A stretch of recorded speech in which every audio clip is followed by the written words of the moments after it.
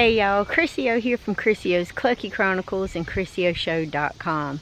And today I'm just taking you guys on a little trip with me down to the East Coast.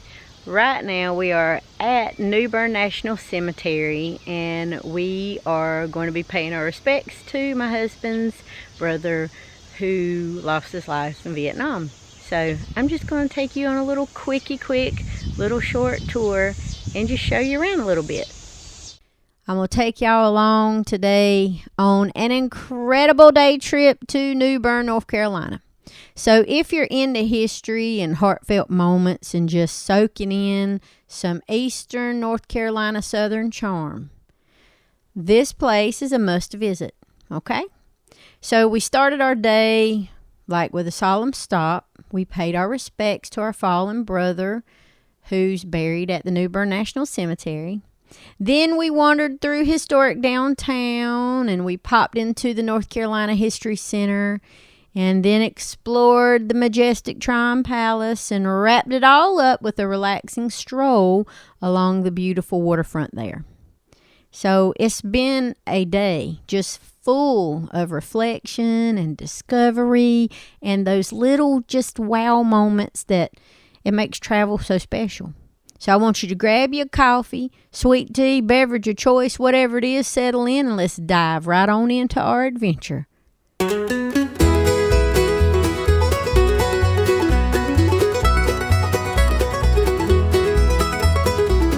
Now our first stop was the New Bern National Cemetery, and let me just tell you, it set a tone of deep heartfelt respect and just gratitude for this particular journey. New Bern National Cemetery was established on February the 1st of 1867, right after the Civil War. Now this cemetery was created as part of the federal government's effort to honor Union soldiers by consolidating graves from scattered battlefield cemeteries around the area. New Bern had been a key Union stronghold during the war, captured in 1862. So, many of those that were laid to rest out there were defenders of that position. Now, specifically, we came to pay our respects to our brother, Jono, who was killed in action in Vietnam. He was a brave soul who gave everything in service to our country. Now, when you're standing there and you're looking at everything, just standing among the rows of white headstones, each one tells a story of sacrifice and love and honor. And it was just a powerful reminder that the cost of freedom, it's not free. The cemetery here spans about 8 acres and holds over 3,000 interments. Now, tragically, many of them, along with over 1,050 unknown soldiers, a lot of them, they died in battle. Some not in battle, but some died from diseases like smallpox, dysentery, and other harsh conditions of the early occupation months. But still, there's a lot of headstones and a lot of people who are laid to rest out here. And in particular, there's one poignant section that's dedicated to the unknowns, like I was mentioning before. It's a solemn circle that underscores the anonymity of those there. There's just so many heroes out here. There's also the New Jersey Monument, and it was erected in memory of the 80 fallen soldiers from the 9th New Jersey Regiment. They're also buried here. Now, the cemetery was actually added to the National Register of Historic Places in 1997, recognizing its role in preserving Civil War history. It was closed to new burials in the early 1990s, but it's still an active place for remembrance. They have veteran services there, flag ceremonies, and just for quiet visits for people like us who still have family members out there that want to come and talk to them. Now, as you walk the grounds, there's just a crisp air and an orderly line of graves. It will make you pause and reflect. Now, if you're a veteran or have family in the military, this place, it hits home. And it does for us, because we go visit our brother. Now, we laid a small flag and shared just moments of silence and just walking around, looking at everything, and, you know, just holding that little place of remembrance in our heart. And we did all that before we headed out. So then you have a feeling of appreciation for those who are out there who served us in some form or fashion.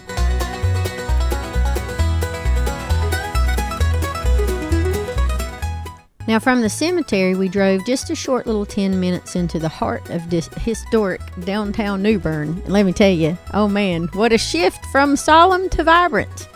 So New Bern is the second oldest European settled town in North Carolina. Founded in 1710 by Swiss nobleman Christoph von Graffenried and a group of Swiss and German settlers. They named it after Graffenried's hometown of Bern, Switzerland, hence the name New Bern, y'all. So by the mid-18th century, it had become a bustling port town at the confluence of the Neuse and Trent rivers, serving as the capital of the North Carolina colony from 1770 until 1792. Now, strolling the streets, you're surrounded by over 300 years of history preserved in this stunning architecture. Now, downtown historic New Bern, the historic district, it's listed on the National Register of Historic Places, and it features more than 164 homes and buildings from the colonial, federal, and Victorian eras. So we parked near like Broad Street, and we just wandered around. And what you're going to find is these really nice quaint shops and art galleries and antique stores. They just line the sidewalks. It really does have like that just small town, perfect little historic feel. It has brick sidewalks and cast iron lamp posts. All of this just adds to the charm. Here's a fun fact for you. So New Bern is the birthplace of Pepsi Cola. If you like Pepsi Cola. I'm a Coke girl, but if you like Pepsi Cola, good for you. In 1893, a local pharmacist, Caleb Bradham, created this fizzy drink in his downtown drugstore to aid in digestion. Now, originally it was called Brad's Drink, and you can still visit the Pepsi store there today. It's decked out with vintage memorabilia, all kinds of stuff. Now, of course, you got to grab a bottle of it, and it's a cool nod to the town's innovative spirit, so get you a little Pepsi while you're there. Now, the area also plays a big role in the Revolutionary War and the Civil War, because New Bern was occupied by Union forces early on, which spared much of its colonial core from destruction.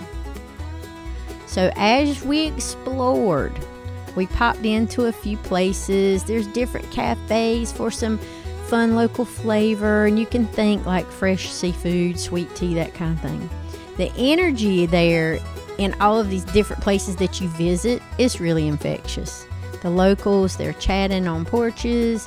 You've got all different kinds of things, like stepping into like a living history book. But it also has modern perks like boutique shopping and craft breweries too.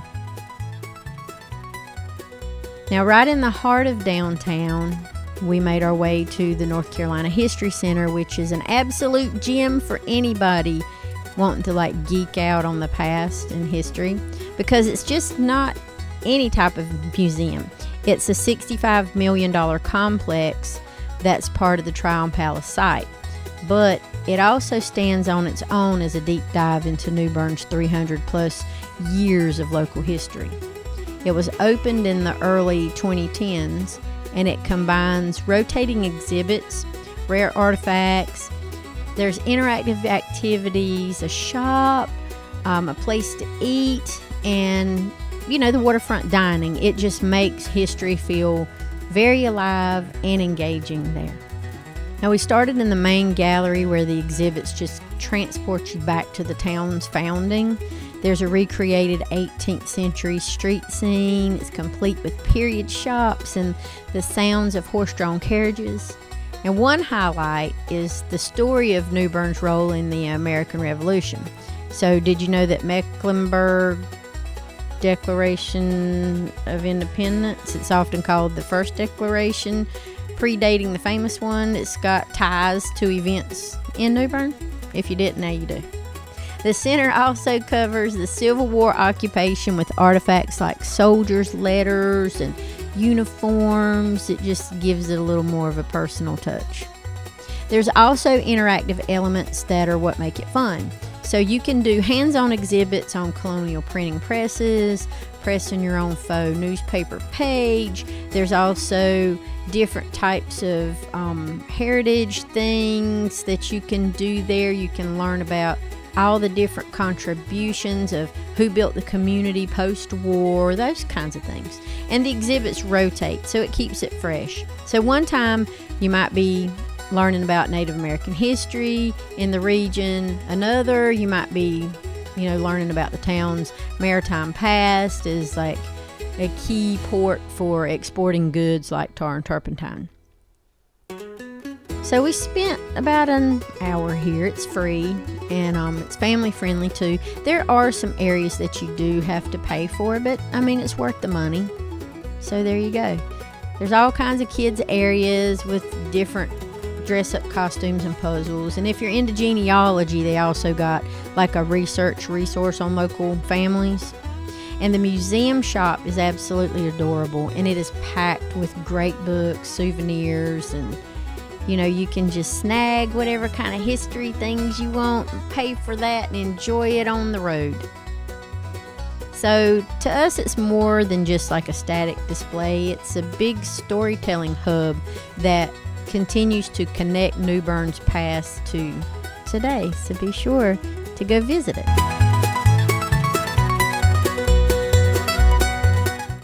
Now, directly across from the History Center is literally just a stone's throw to Tryon Palace. I love this place. It's the crown jewel of New Bern's historical sites. It's built between 1767 and 1770, and it's the first permanent capital of the colony of North Carolina, and it was the lavish home for the royal governor, William Tryon, and his family. Now, it was designed by English architect John Hawkes. It was a symbol of British power, and it was also modeled after grand estates back in England with very ornate Georgian architecture, a central dome, and expansive grounds. So the original palace opened with a bang, literally, on December the 5th, 1770, at a grand gala with fireworks, music, and rivers of alcohol that drew colonists from across the colony. And it served as the seat of government until the Revolution. Now, it was hosting assemblies and even the first state legislature sessions after 1783 Treaty of Paris ended the war. But tragedy struck in 1798 when a kitchen fire gutted the building and it burned to the ground. The site, it actually laid in ruins until the 1950s when a passionate restoration effort led by the Tryon Palace Commission reconstructed it using original plans and salvaged materials. So today, it's a stunning replica that's open to the public. So you can take a guided tour. I highly, highly recommend that, and just learn just fascinating tidbits and historical information about it. The palace has 14 rooms on display, and they're furnished with period pieces. And if you can imagine the governor's opulent drawing room with the crystal chandeliers and silk wallpapers, or the council chamber where pivotal decisions were made, trust me, you need to go. One intriguing fact here is during construction, the workforce included enslaved laborers, and the palace's story weaves in the complex social dynamics of the era as well. So you have outside, the gardens are extremely breathtaking, formal English-style parterres with boxwoods, fountains, and seasonal blooms. Oh, it's just magnificent.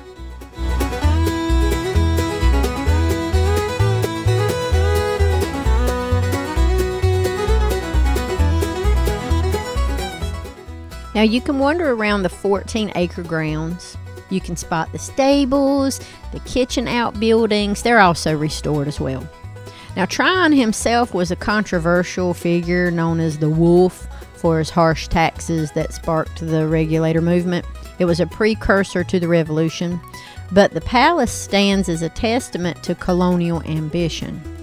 Now you have admission, which includes access to the History Center, so it's a full package. And you can wrap up your tour just literally feeling like you time traveled right back into the 18th century. It's absolutely wonderful. If you've never been, please go visit Tryon Palace. They have a bunch of events and things on their website too.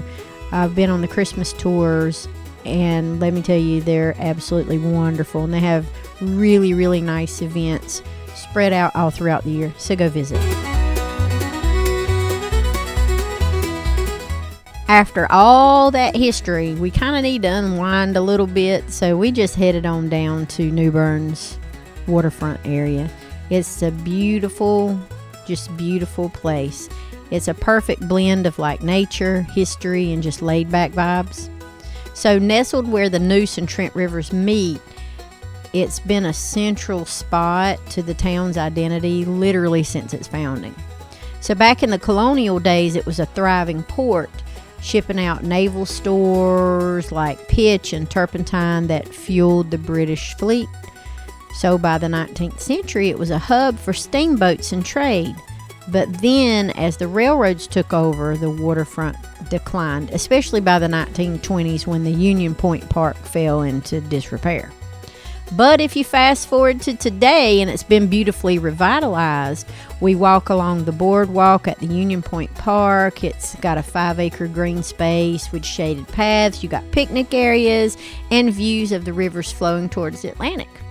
And you can smell the salt in the marsh and see the pelicans soaring overhead and the boats bobbing in the marinas. It's just a popular spot for visiting, fishing, kayaking, or just plain people watching.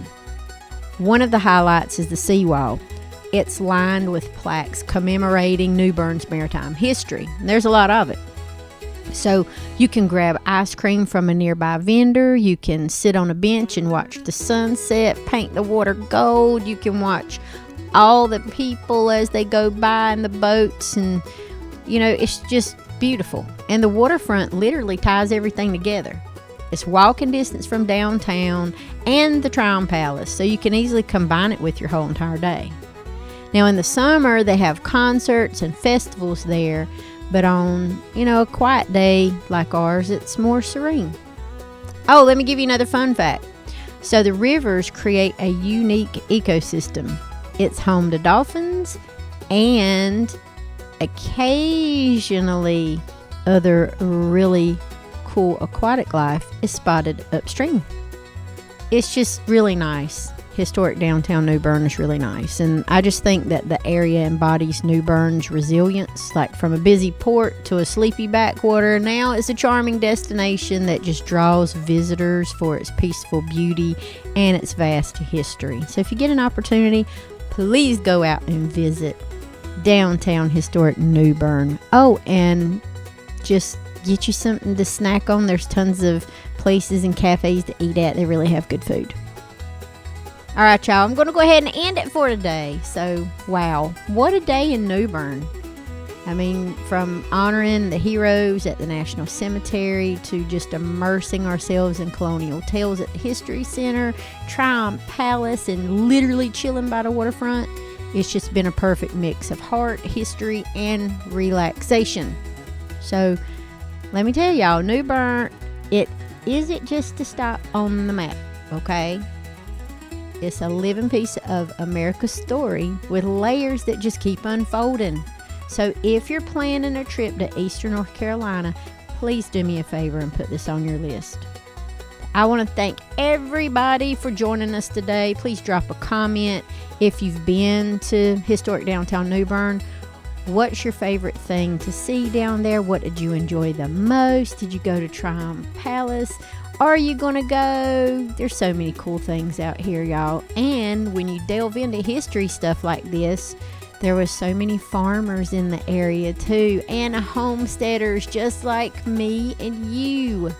So yeah, they had chickens, ducks, quail, sheep, cows, all kinds of things. So it ties in with what we do today with what they did back then. So anyway, I heart y'all great big. Do me a big favor, fave. Like, subscribe, hit the bell for more adventures. And until next time, I grant you all safe travels. And if you can't be good, y'all, just be good at it.